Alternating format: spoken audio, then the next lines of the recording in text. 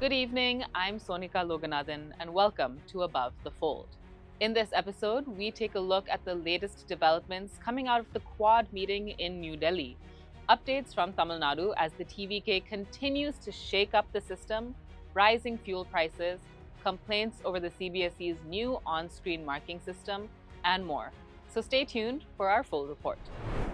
India and the US have signed a major critical minerals framework on the sidelines of the Quad foreign ministers meeting in New Delhi, amid rising concerns over China's tightening of export controls on rare earths and strategic metals. More in this report. The Quad foreign ministers' meeting in New Delhi on Tuesday focused on strengthening strategic coordination across the Indo-Pacific, with the four countries announcing new initiatives on maritime security, critical minerals, and regional infrastructure. The meeting, chaired by External Affairs Minister S. Jaishankar, was attended by US Secretary of State Marco Rubio, Australian Foreign Minister Penny Wong, and Japanese Foreign Minister Toshimitsu Motegi.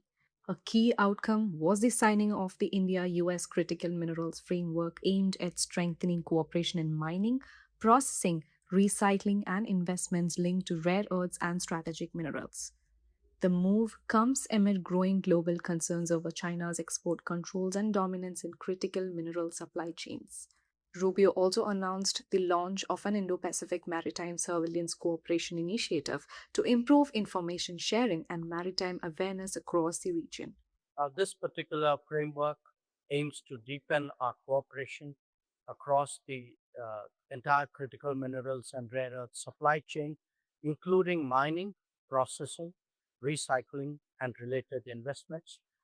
It will certainly strengthen resilient and diversified supply chains. It will help us to collaborate in financing and in the effective management of critical minerals and rare earth scrap. The Quad additionally unveiled a new port infrastructure initiative in the Pacific Islands, beginning with Fiji. Japanese Foreign Minister Motegi reaffirmed the Quad's commitment to a free and open Indo Pacific and said the grouping also discussed North Korea's nuclear and missile activities, reiterating support for the complete denuclearization of North Korea.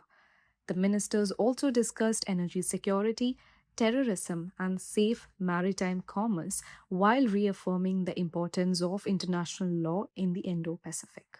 Reacting to the meeting, China said Quad cooperation should contribute to regional peace and must not target any third party. To give us more on this, we're joined by Diplomatic Affairs Editor Suhasini Haider. Now, of course, China has been consistently critical of the Quad, calling it a small clique or accusing it of bloc politics. And this time was no exception, given that the Critical Minerals Initiative that was launched by the Quad foreign ministers, including External Affairs Minister Jaishankar, hosting Marco Rubio, Motegi from Japan, as well as Wong from Australia, really aimed at countering the domination of China in the rare earth industry. Remember, 90% of critical minerals today are processed in China, and Beijing has frequently used it, curtailed exports to certain countries due to political reasons. However, it's also important to note that the language in the Quad about China's role in the region was much more toned down than in the past when foreign ministers spoke about China's aggression, and the US Secretary of State once in remarks that were made public spoke about its exploitation, corruption, and coercion. Instead, this Quad meet that followed 2 weeks after US President Donald Trump's meeting with Chinese President Xi Jinping, his visit to China, appeared to move the focus from territorial tensions in the Indo-Pacific to addressing economic challenges to the region instead.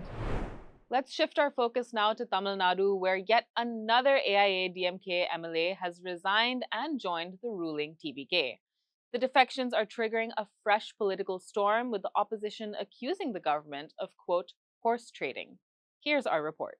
A day after three AIADMK MLAs, Maragadam Kumaravel, S. Jayakumar, and P. Satyabama, resigned from the assembly and joined the ruling Tamilnaga Victory Kalagam, the political fallout continues to intensify in Tamil Nadu. The MLAs, part of the SP Velumani-led rebel faction, had said their decision was taken in the interest of their constituencies and not for personal gain. But the move triggered sharp attacks from the opposition. DMK President M.K. Stalin accused the TVK government of horse trading at horse speed alleging the party had engineered defections to secure its survival. AIADMK General Secretary Edapadi K. Palaniswamy also condemned what he called vulgar politics, accusing the ruling party of underhand deals to protect what he termed a minority government. Earlier today, the AIADMK suffered another blow after former minister and Ambasamutram MLA Eseki Subbaya became the fourth member to resign from the assembly and join the TVK. With this, the AIADMK's strength in Tamil Nadu Legislative Assembly has dropped to 43.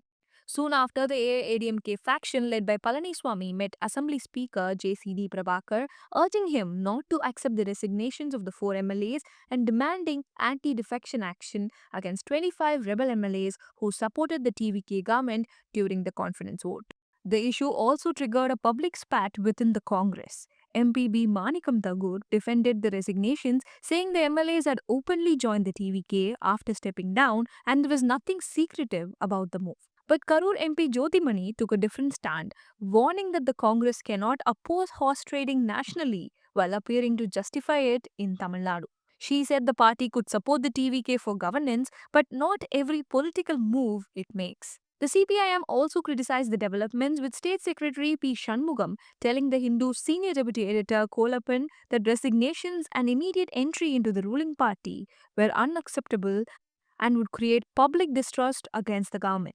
VCK chief Tol Tirumavaravan also criticized the move, calling it unhealthy politics.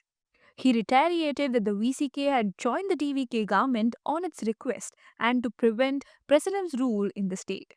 Assuring that VCK will not let TVK government fall under any circumstances, he said the ruling party must govern responsibly and avoid actions that invite such criticism.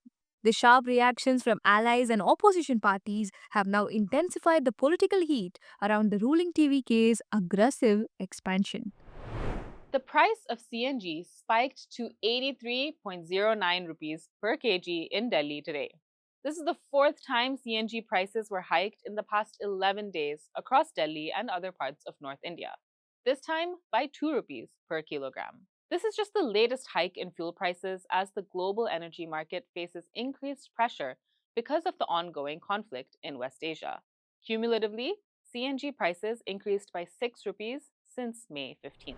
Class 12 students are in a crisis after widespread failures in the CBSE's new on-screen marking system, a digital evaluation system that was rolled out nationwide for the first time. The OSM sparked outrage after the national pass percentage dropped by 3 points. Students applying for re-evaluation have been hit with a wave of technical and administrative issues.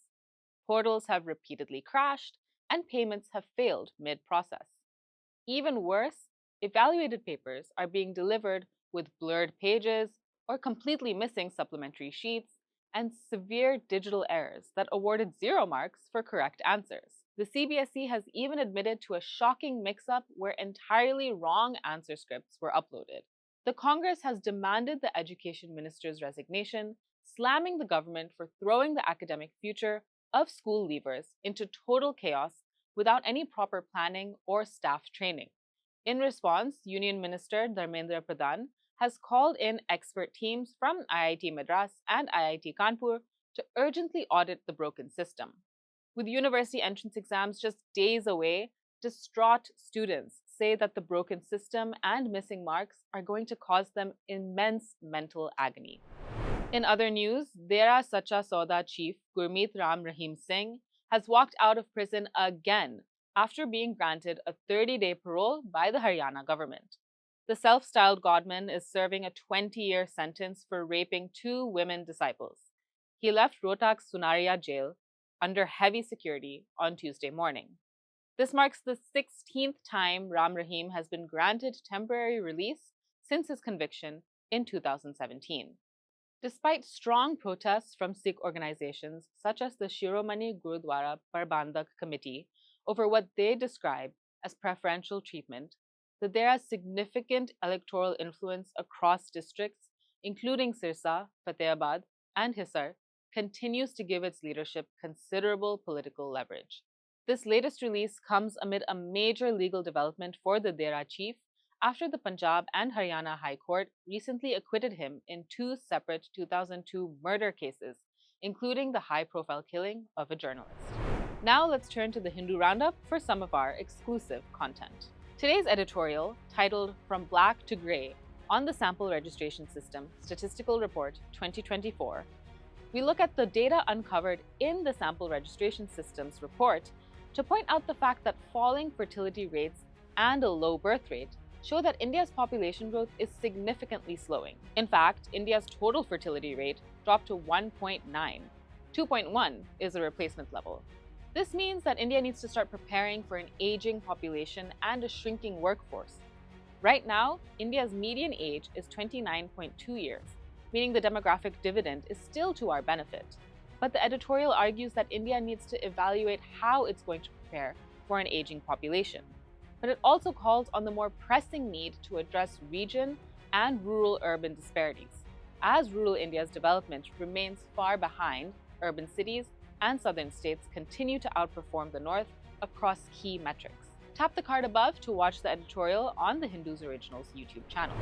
And in the latest episode of the In Focus podcast, our podcast editor, G. Sampath, speaks to Karthik Ganeshan, fellow at the Council on Energy, Environment and Water, about heat stress as the country sizzles under record-breaking heat.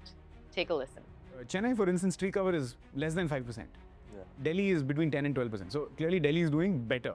Now, whether some of that is as a result of what was done in the past can be debated. Certainly a lot of the big parks that Delhi has, the Lutyens Delhi, which houses a lot of the tree cover that Delhi has, as a result of the way that part of the city was planned. But when I go to an area, locality like, for instance, Jangpura, again, upmarket locality, every block has its own little park where people can play, right? Where there is a, of course, it's used for all kinds of activities today, notwithstanding that. So that sense is still not there, for instance, in other cities. So in some sense, the Delhiwala sort of pride in having, a garden, whether it's on their, in their verandas or whether having access to something, locally it seems to have been ingrained. It could have again been a lot of... What about Delhiwalas in East Delhi? East Delhi is a concrete jungle. So clearly East Delhi does not have the same conscience because it's developed as an afterthought. Gurgaon is developed as an afterthought. So you don't have the same kind of tree cover that NDMC and South Delhi has, which is historically, sort of like the older parts of the city, settled parts of the city. But even here, development is in some sense without any of the development control regulations. The master plans have not ensured. And that's it for today. Thank you for watching. Please share your thoughts on today's episode in the comments section. And if you found this video useful, don't forget to share it and save Above the Fold playlist so that you never miss an update.